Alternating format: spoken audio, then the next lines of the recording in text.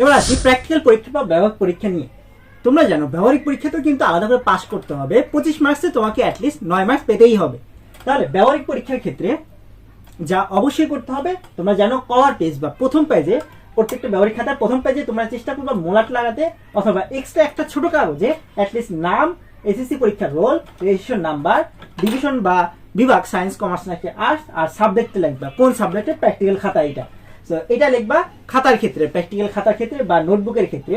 আর তোমাদের যে সেন্টারে পরীক্ষা গার্ড পড়ুক না কেন বা পরীক্ষা হোক না কেন, সেই সেন্টারে টিচারদের সাথে অনেক ভালো ব্যবহার করার চেষ্টা করবা।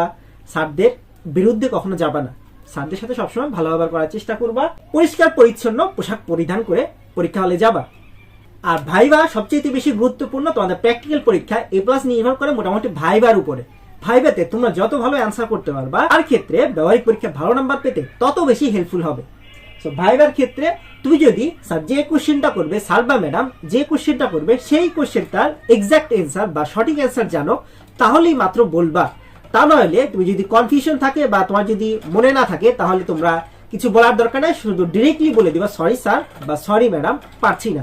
এরকম ডিরেক্টলি বলে দিলে স্যাররা তেমন মাইন্ড করে না, ভালো নাম্বার দিয়ে দেয়।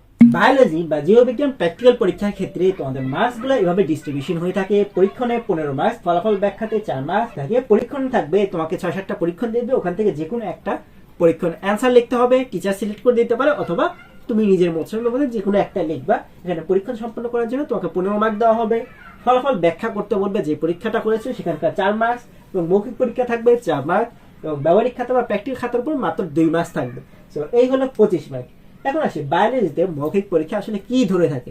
তবে জীববিজ্ঞান কাকে বলে, কোষ বলতে কি বোঝায়, নিউক্লিয়াস কিরকম দেখা যায়, সর্বজনীন রক্তদাতাকে, সর্বজনীন রক্ত গ্রহীতাকে, উদ্ভিদের পানীয় খনিজ লবণ পরিশোষণ, এগুলো আর কি দিয়ে থাকে। জীব প্রযুক্তি বলতে কি বোঝায়, এরকম শর্ট কোশ্চেন দিয়ে থাকে। তোমরা প্র্যাকটিক্যালে বা ব্যবহারিক খাতায় যে টপিকগুলা থেকে প্র্যাকটিক্যাল করেছো ওই টপিকগুলা রিলেটেড কিছু ছোটখাটো কোশ্চেন দিয়ে দিবে। সো তোমরা ওইগুলা বুঝে বুঝে স্যারকে সঠিক অ্যান্সার দেওয়ার চেষ্টা করবা।